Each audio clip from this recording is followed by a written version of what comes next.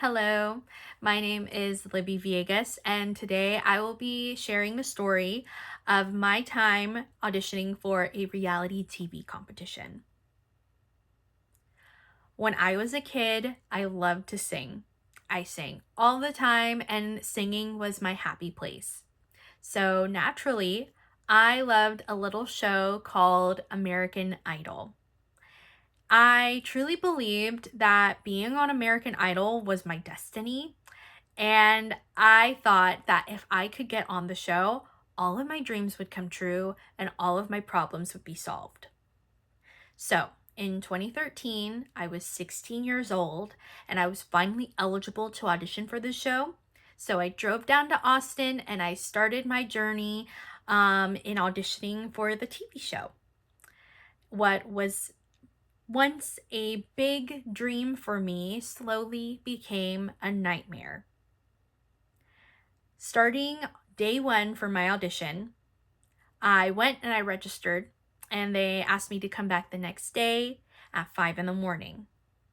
I show up to the Moody Event Center at 5 in the morning, and I waited in line for about 3 hours outside before finally entering.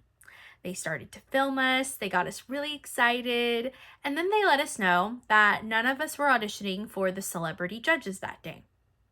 I thought this was weird because that's not how they show it on TV, but that there were actually 3 rounds that we had to get through before we could even get onto TV.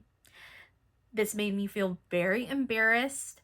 I felt really nervous and I started to compare myself with everyone around me. But when it was my turn to sing, I tried to shut all of it out because singing is what came naturally to me. And if I could just sing, then I could make my way through that competition.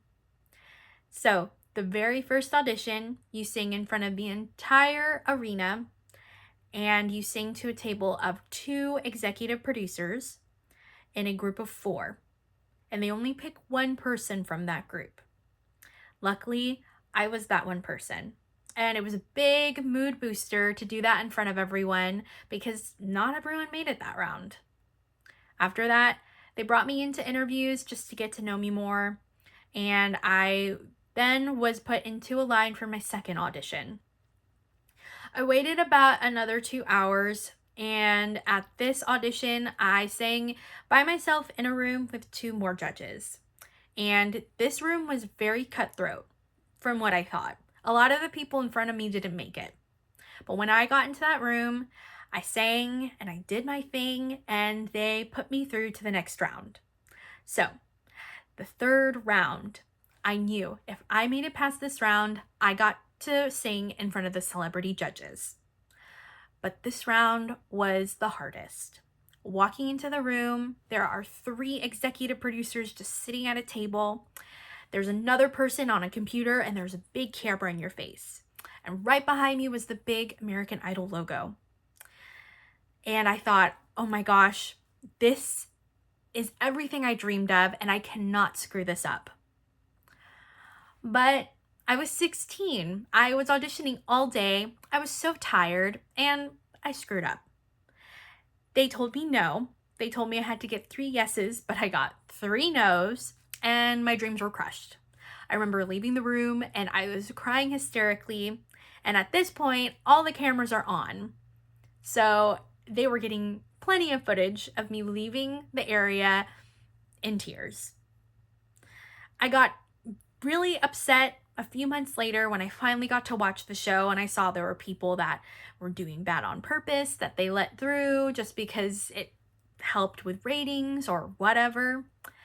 And I felt bitter because I thought, ugh, that could have been me. But you live and you learn. It was a great experience to help me and help me grow. And even though I don't sing anymore, I think it's kind of like a fun thing to tell people, and a really interesting thing that I can share with all of you. But as I was filming this, I learned that I am 1 year away from the cutoff, so Who knows? Maybe I will be a famous singing librarian. We'll see what happens. Bye.